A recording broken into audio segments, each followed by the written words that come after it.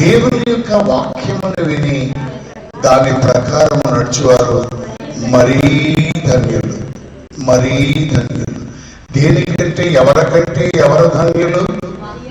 దేవుని కృప పొంది నీవు ధన్యురాలు అని దేవదూత చేత పొగడబడిన మరి కన్య మరియ కంటే, క్రీస్తుని గర్భమును ధరించిన తదుపరి స్త్రీలలో నీవు ఆశీర్వదించబడిన దానవు అని చెప్పబడిన మరియ కంటే ఎవరయ్యా ధన్యులు అని అంటే, దేవుని యొక్క వాక్యమును విని దానిని అనుసరించువారు. దేవునికి స్తోత్రం. మనకి మాటలు బాగా తెలుసు. యెహోవా తమకు దేవుడిగా గల జనులు, ఎస్ అది కరెక్టే. యెహోవాను దేవుడిగా కలిగిన వారు ధన్యులే. కేవలము ఆయనను దేవునిగా కలిగి ఉండడం మాత్రమే కాదు, ఆయన వాక్యమును విని దానిని గైకొను వారు మరీ ధన్యులు. హల్లెలూయా, హల్లెలూయా. కాబట్టి ఎందుకు ధన్యులంటే ఇందాక మనం చదువుకున్నాం, మరియా ఏం పొందుకుంది? కృప పొందుకుంది. మరి మనం ఏం పొందుకున్నాం? కృప వెంబడి కృప వెంబడి కృప, కృప వెంబడి కృప, సమృద్ధి అయినటువంటి కృపను మనం పొందుకున్నాం. కనుక మరియ కంటే మనము ధన్యులమే అని బైబిల్ చెప్తా ఉన్నాం. ఎందుకయ్యా ధన్యత అంటే ఆయన వాక్యమును వింటున్నాం, ఆయన వాక్యమును వింటున్నాం. అందుకని 119వ కీర్తన మొదటి 2 వచనాల్లో ఇలా రాయబడి ఉన్నది, చదువుదాం. యెహోవా ధర్మశాస్త్రమును అనుసరించి, యెహోవా ధర్మశాస్త్రమును అనుసరించి నిర్దోషముగా నడిచేవారందరూ ధన్యులు. ఆయన శాసనములను గైకొనొచ్చు పూర్ణ హృదయముతో ఆయన వెతుకువారు ధన్యులు. హల్లెలూయా. ధర్మశాస్త్రమును అనుసరించువారు. రెండవది, ఆయన శాసనములను గైకొనవారు. ఆయన శాసనములను గైకొనాలి.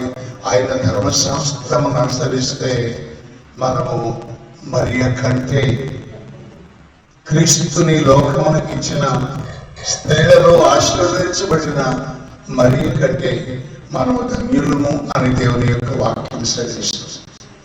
కాబట్టి దేవుని యొక్క వాక్యాన్ని వినడమే కాదు, దేవుని యొక్క వాక్యాన్ని వినడం కాదు, వాక్యమును విని మనం దానిని అనుసరించాలి. అందుకే పద్మాసు దీపములో పరవాసిగా ఉన్నటువంటి యోహాను కూడా ప్రకటన గ్రంథం 1వ అధ్యాయము 3వ వచనంలో అంటున్నాడు. ఏమన్నాడు ఒకసారి చూడండి. సమయము సమీపించినది కనుక ఈ ప్రవచన వాక్యం, ఏ వాక్యం ఇది? ఇది వాక్యం అంటే ఎవరైనా చదువుకున్న విద్యార్థులను అడిగితే చెప్తారు, వాక్యం అంటే కొన్ని పదముల సముదాయం, కొన్ని పదాల సముదాయం. కానీ ఇక్కడ వాక్యం అంటే పదముల సముదాయం కాదు. వాక్యం అంటే ఏంటండి? అది ప్రవచన వాక్యం. అది ప్రవచించబడింది. ఎలా? దేవుని ఆత్మ చేత నింపబడిన వారే ప్రవచించారు. యెషయాను మనం గొప్ప ప్రవక్తగా భావిస్తాం, ఇర్మియాను గొప్ప ప్రవక్తగా భావిస్తాం, దానియేలు, యెహెజ్కేలు, హోషేయ, సుమారు మన గ్రంథాలు రాసిన 16 మంది ప్రవక్తలను మనం గొప్పవాళ్ళుగా ఇస్తాం. ఎందుకంటే వారు రాసిన, చెప్పిన, తెలియజేసిన మాటలు వారివి కాదు, దేవుడు తన ప్రవక్తల నోట ప్రవచించాడు. అందుకే ప్రవచన వాక్యములను చదువువాడును వాటిని విని ఇందులో రాయబడిన గైకొను వారును, చదువువారు ధన్యులు, వినువారు. ఎందుకు చదవాలి, ఎందుకు వినాలి అంటే అది మనం గ్రహించడానికి. ఎందుకు గ్రహించాలంటే దానిని మనం అనుసరించడానికి, గైకొనడానికి. ఎందుకు గైకొనాలి అని అంటే దాని ద్వారా మనకు ఆశీర్వాదాలు ఉన్నాయి, ధన్యతలు ఉన్నాయి. ధన్యతలు అనగా ఆశీర్వదించబడిన వారు మాత్రమే కాకుండా ఆనందించువారు అని అర్థం. దేవునికి స్తోత్రం. ఈ ప్రపంచంలో అన్నీ దొరుకుతాయి కానీ సంతోషం అనేది, ఆనందం అనేది దొరకదు. ఒకవేళ దొరికిందని మనుషులు భ్రమపడిన అది 1-2 గంటలు 3 గంటల తర్వాత తాత్కాలికమైన సంతోషమే తప్ప పర్మనెంట్ అయిన సంతోషము కాదు. కానీ సంతోషం ఎక్కడైనా ఉందయ్యా అంటే ప్రభువుడు. అందుకంటాడు, ప్రభువునందు ఆనందించుడి, మరలా చెప్పుదును ఆనందించు. కాబట్టి ప్రభు మనకి ఎంత ధన్యత ఇచ్చాడు. గర్భమును మోసిన మరియ కంటే, స్త్రీలలో ఆశీర్వదించబడిన దేవుని కృపను పొందిన మరియ కంటే మనం ఎంతో ధన్యం. ఎప్పుడు ఆయన వాక్యమును విని దానిని కైకొనినప్పుడు. దేవునికి స్తోత్రం. మనందరము అంటాము, ఆదాము అవ్వలు ఎంతో ధన్యులు. ఎందుకు ధన్యులు వాళ్ళు? ఎందుకు ధన్యులంటే వారు దేవుని చేత సృష్టించబడిన ఏదేను వనములో ఉండడమే కాకుండా ప్రతిరోజు ఉదయం సాయంకాలం దేవుడు వారిని దర్శిస్తూ ఉండేవాడు, సహవాసం చేస్తుండేవాడు. అది ఎంత ధన్యత. కానీ దేవుడిని కలిగి ఉండడం, సహవాసం చేయడం ధన్యతే. కానీ ఆజ్ఞను అతిక్రమ, దేవుని మాటలు విన్నారా లేదా? విన్నారు. ఇదిగో ఈ తోటలో ఉన్న పండ్లు మీరు తినవద్దు, అన్ని రకాల పండ్లు తినండి. అది దేవుని యొక్క మాట, దేవుని యొక్క ఆజ్ఞ, దేవుని యొక్క శాసనం. విన్నంత మాత్రాన వారు ధన్యులు కాలేదు. అది అనుసరిస్తే వారు ఎంతో ధన్యులు. కానీ ఆజ్ఞను అతిక్రమించారు, వినలేదు. అందుకే వారు ధన్యతను విన్నంత మాత్రాన వాళ్ళేమి ధన్యులు కాదు. కనుక మనం కూడా దేవుని యొక్క వాక్యం చదువుతున్నాం, దేవుని యొక్క వాక్యం వింటున్నాం, దేవుని యొక్క వాక్యం చెబుతున్నాం. వీటి వలన ఆశీర్వాదమే. కానీ పరిపూర్ణమైన ఆశీర్వాదం ఎప్పుడు, దాని ఫలితం ఎప్పుడు అనంటే దానిని మనం కైకొని దేవుడు ఆజ్ఞాపించాడు. మీకు ఒక అలవాటు ఉంది, అది నేనే పెట్టాను. అదేంటో తెలుసా? మీరు ఏ దేశంలో దేశం మీ మీదకి యుద్ధానికి వచ్చినప్పుడు, మీరు వారితో యుద్ధం చేసినప్పుడు గెలుస్తారు. ఆ గెలుపు నేనే ఇస్తాను. అప్పుడు గెలిచినప్పుడు ఆ పట్టణంలో ఉన్నదంతా కూడా మీరు ఏం చేయాలి? దోచుకోవాలి. దోచుకుని మీరు పంచుకోవాలి. అది నేను నియమించిన. కానీ మీరు ఎరుకోకు వెళ్తున్నారు కదా, కానీ అందులో ఎరుకోను మీరు జయించినప్పుడు అందులో మీరు పూజకు పళ్ళు కూడా తేవాలి. అది దేవుని యొక్క ఆజ్ఞ. అందరూ విన్నారు, అందరూ పాటించారు. కానీ యుద్ధంలో బాగా నైపుణ్యము కలిగిన ఆకాను విన్నాడు కానీ దానిని అనుసరించలేదు. దేవుని మందిరములోనికి చేరవలసిన వెండిని, బంగారమును అతడు తన గుడారంలో దాచుకున్నాడు. కాల్చివేయబడవలసిన శీనాలు పై వస్త్రాన్ని అతడు తీసుకెళ్లి గుడారములో దాచుకున్నాడు. అందుచేతనే అతడు, అతనితో పాటు అతని కుటుంబం అంతా రాళ్లతో కొట్టబడింది. అంటే వినుట వలన ఆశీర్వాదమే, కానీ దాన్ని అనుసరిస్తే మరీ ఆశీర్వాదం. క్రీస్తువాడు. హల్లెలూయా. దేవుడు సౌలుకి అంత ధన్యత ఇచ్చాడు. ధనవంతుని కుమారుడైన అంత మాత్రాన అతడు పెద్ద ధన్యుడు కాదు. ధనం అనేది శాశ్వతం కాదు. కానీ దేవుడు అతనిని ఇశ్రాయేలీయులని తన ప్రజలకు మొట్టమొదటి రాజుగా చేశాడు. గొప్ప ఘనతది, గొప్ప ఘనత. అది గొప్ప ఆశీర్వాదం. ఈరోజు చరిత్రలో నిలిచిపోయింది. ఏంటి? ఇశ్రాయేలీయులకు మొదటి రాజు ఎవరంటే తన పేరే వస్తుంది. కానీ శత్రువులతో పోరాడినప్పుడు, అమాలేకీయులతో పోరాడినప్పుడు నువ్వేమి కూడా తీసుకురావద్దు అని చెప్తే దేవుని యొక్క మాటను విన్నాడు. కానీ అది ఉల్లంఘించి రాజుని ప్రాణాలతో తీసుకొచ్చాడు. గొర్రెలను, పశువులను బలివ్వడానికి తీసుకుని వచ్చాడు. అప్పుడు దేవుడు తన ప్రవక్త ద్వారా చెప్పాడు, బలి అర్పించుట కంటే నా మాట వినుట శ్రేష్టం. సౌలు దేవుని మాట మామూలుగా విన్నాడా? విన్నాడు. ఈరోజు మీరు ఉదయ కాలంలో వినమ్రులై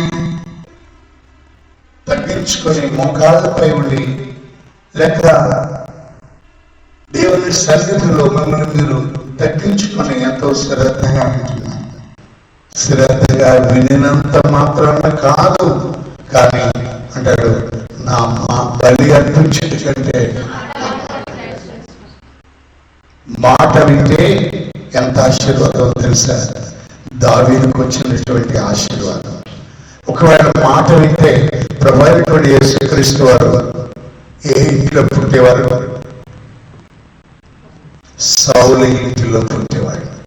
సౌలు ఇంటిలో అంటాడు, నేను అసలు నిన్ను నీ పిల్లలను స్థిరపడతానుకున్నాను దావీదు ఈ ఇశ్రాయేలు రాజ్యం మీద, కానీ నీవు నా మాట వినందున నిన్ను రాజుగా ఉండకుండా తృణీకరిస్తున్నాను. నీ చేతిలో ఉండవలసిన ఈ రాజ్యాన్ని మరొకరికి ఇస్తా ఉన్నా. దానికి కారణం మాట వినడం కాదు, మాట విన్నాడు, కానీ ఆ మాట అతడు కైగొనాలి. ఎంత దీవెన పోగొట్టుకున్నాడు. అందుకే మాట వినడం అంటే చెవులతో వినవడం, నోటితో చదవడం, పదవులతో వచించడం కంటే మాటను గైగొనుట మరీ శ్రేష్టం. అందుకే మనం 3 మాటలు 3 వ్యక్తుల గురించి నేర్చుకున్నాం. నెంబర్ 1 ఎవరు? అవ్వమ్మ. రెండవది అమ్మ ఆకాన్. మూడవది సౌలు. ఇలా చాలా విషయాలు మనం చెప్పుకోవచ్చు. లక్షలాది రూపాయలు ఖర్చు పెట్టి యెరూషలేము వెళ్తున్న ప్రతి వారు ఆ పశువుల తొట్టులు చూడడానికి వెళ్తారు. అలాగే మేము కూడా వెళ్ళాం ఆ పశువుల తొట్టులు చూడడానికి. చూసాం. యేసు ప్రభు వారు ఎక్కడైతే ప్రసంగించారో ఆ కొండను చూడడానికి వెళ్తున్నారు. అంటే ఆయన పాదములు నిలిపిన కొండ ఎంతో శ్రేష్టమైనది. హల్లెలూయా, హల్లెలూయా. ఆయన తిరిగిన యెరూషలేము వీధులన్నీ తిరిగా ఉంది.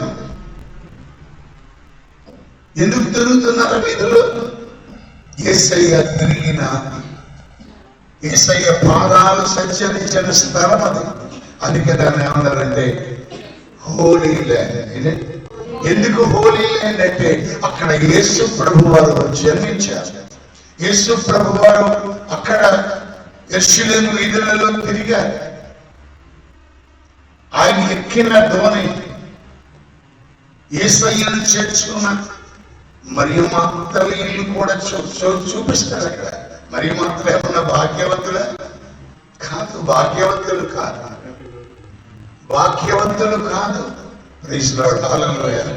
భాగ్యవంతులు కాదు, కానీ యేసయ్యను ఆ ఇంటిలో చేర్చుకున్నారు కాబట్టి అది ఎంతో ధన్యమైనది.